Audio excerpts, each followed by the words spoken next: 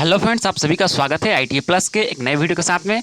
Friends, कैसे हैं आप लोग? उम्मीद करता हूं आप लोग अच्छे होंगे। यहां पर फ्रेंड्स BSF SMT वर्कशॉप का एग्जाम सक्सेसफुली कंडक्ट हो चुका है और आज की इस वीडियो में फुल एनालिसिस करने वाले हैं, फुल एग्जाम एनालिसिस करने वाले हैं और इसमें आंसर की भी आपको बताने वाले हैं कैसे प्रश्न पूछे गए थे, ठीक है।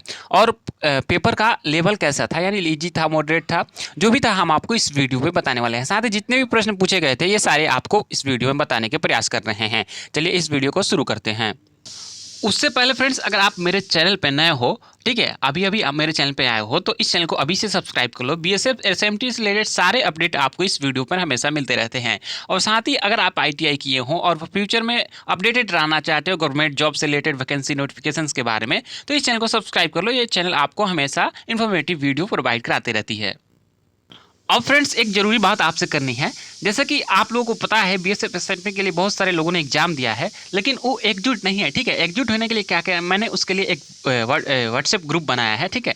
BSF SMT 2022 करके व्हाट्सएप ग्रुप बनाया है, जिसका लिंक मैं नीचे डिस्क्रिप्शन पे दे दूंगा और नीचे मेरा व्हाट्सएप नंबर में है, ठीक है। तो वहां से जाकर के उस ग्रुप में आप डायरेक्ट एड हो सकते हैं, ठीक है। उसमें जो भी बात हो आप न रख सकते हैं, डिस्कशन कर सकते हैं, ठीक है। तो उस ग्रुप को अभी से ज्वाइन कर लीजिए। चलिए इस वीडियो में आपको क्वेश्चन आंसर बताते हैं।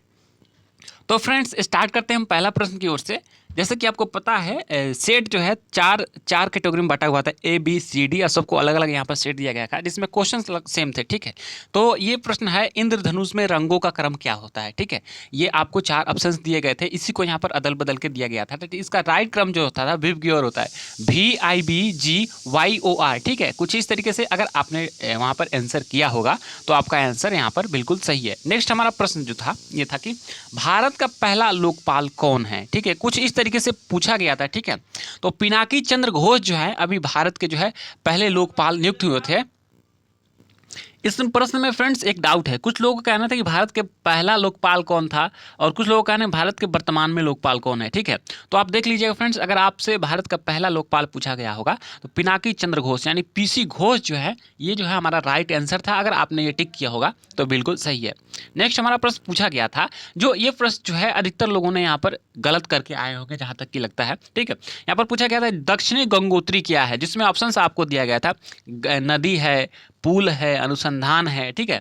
तो ये जो है दक्षिण गंगोत्री एक अनुसंधान बनाया गया है, ठीक है। जब इंदिरा गांधी प्रधानमंत्री थी उस समय ये जो है अनुसंधान बनाया गया था। तो ये क्या है, अनुसंधान है। जिन्होंने भी अनुसंधान टिक करके आया है उनका यहाँ पर राइट आंसर होगा।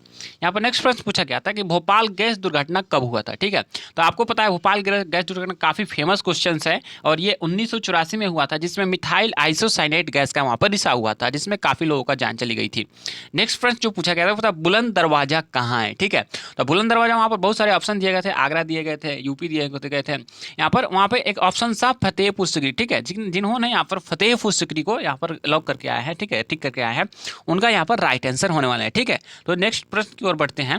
नेक्स्ट प्रश्न पूछा गया था विश्व धर्म संसद, ठीक है, जिसको यहाँ पर बोला जाता है विश्व धर्म सम्मेलन, जिसमें स्वामी विवेकानंद जी ने भाग लिया था, ठीक है, जो कि शिकागो में हुआ था। ये कब हुआ था, ठीक है। उसमें ऑप्शन था 1892, 1893, 1896, 1897, ठीक है।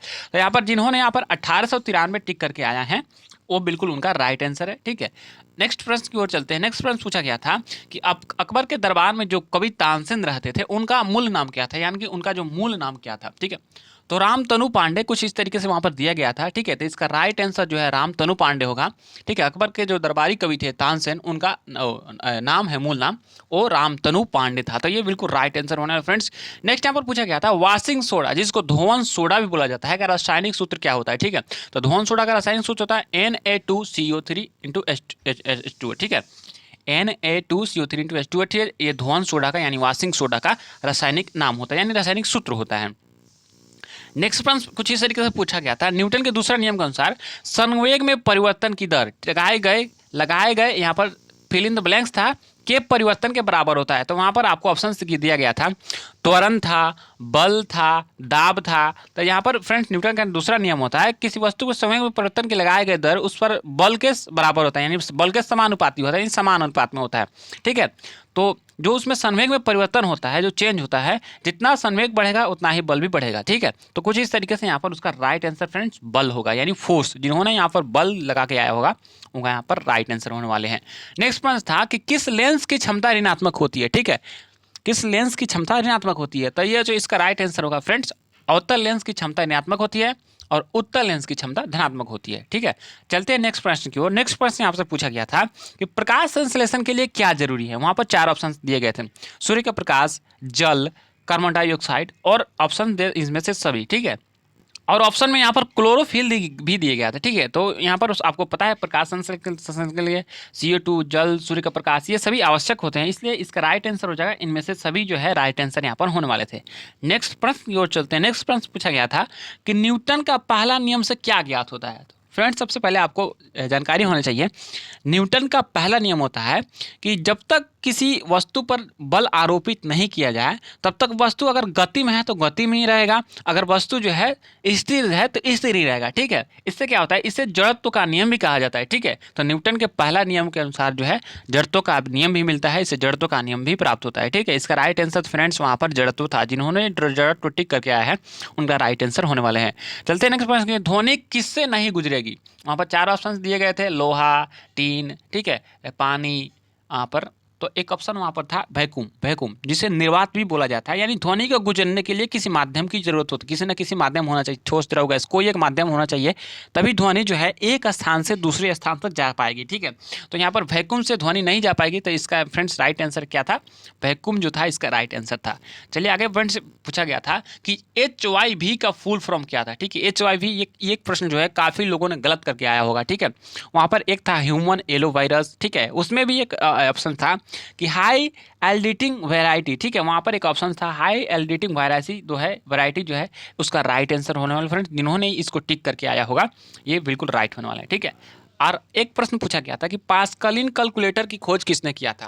तो यहाँ पर नाम से भी स्पष्ट हो रहा है, जो पास्कलिन कंप्यूटर थे वो यहाँ पर 1600 समथिंग में यहाँ पर ब्लेज पास्कल के द्वारा किया गया था। ठीक है, तो ब्लेज पास्कल ने पास्कलिन कैलकुलेटर की खोज की थी। ठीक है फ्रेंड्स, आपको बता दें अभी तक हमारे चैनल को आपने अभी तक सब्सक्राइब नहीं किया तो चैनल को सब्सक्राइब जरूर कर लीजिए, वीडियो को ज़्यादा से ज़्यादा शेयर कीजिए, और अभी तक आपने व्हाट्सएप ग्रुप नहीं ज्वाइन किया है तो अभी से उस व्हाट्सएप ग्रुप को ज्वाइन कीजिए। ठीक है, चलिए शुरू करते हैं। नेक्स्ट प्रश्न यहाँ पर पूछा गया था कि हमारी आकाश गंगा की आकृति कैसी होती है। वहाँ पर कई ऑप्शन दिए गए थे, जिसमें अंडाकार था, सर्पिल था, गोलाकार था। तो आपको पता है हमारा जो आकाश गंगा है, जो मंदाकिनी है ना, वो जो है उसकी आकृति सर्पिल है, यानी क्या स्पाइरल है। ठीक है, क्या है, स्पाइरल जो है हमारी आकाश गंगा की आकृति है। यहाँ पर प्रश्न पूछा गया था कि आधुनिक आवर्त सारणी में कितने तत्व हैं। तो आधुनिक आवर्त सारणी में फ्रेंड्स यहाँ पर 118 तत्वों के यहाँ पर रखा गया है अभी वर्तमान में आधुनिक आवर्त सारणी में। ठीक है, नेक्स्ट प्रश्न पूछा गया था कि ओणम त्यौहार कहाँ का है। ठीक है, तो आपको पता है ओणम जो है केरल का त्यौहार है। ठीक है, केरल में ये ओणम मनाया जाता है। ठीक है, चलते हैं नेक्स्ट प्रश्न की ओर। तो फ्रेंड्स, इतना ही प्रश्न मेरे पास आया है। ठीक है, अगर इस सारे प्रश्न में आपको कहीं डाउट है तो आप मुझे पूछ सकते हैं। नीचे मैंने कॉन्टैक्ट डिटेल्स व्हाट्सएप का मैंने ग्रुप दिया हुआ है, वहाँ से जाकर उस ग्रुप को ज्वाइन कीजिए। किसी तरह की कोई डाउट हो तो उस ग्रुप में आप पूछ सकते हैं। ठीक है, अगर आपने अभी तक कट ऑफ वाला वीडियो नहीं देखा है तो उसका लिंक नीचे डिस्क्रिप्शन पे दिया हुआ है, आप देख सकते हैं कि कट ऑफ कितनी जा सकती है, उसमें एनालिसिस मेरा देख सकते हैं। ठीक है, तो इस वीडियो को ज़्यादा से ज़्यादा शेयर कीजिए, चैनल को सब्सक्राइब कीजिए। मिलते हैं किसी नए वीडियो के साथ में, तब तक के लिए थैंक्स फॉर वॉचिंग।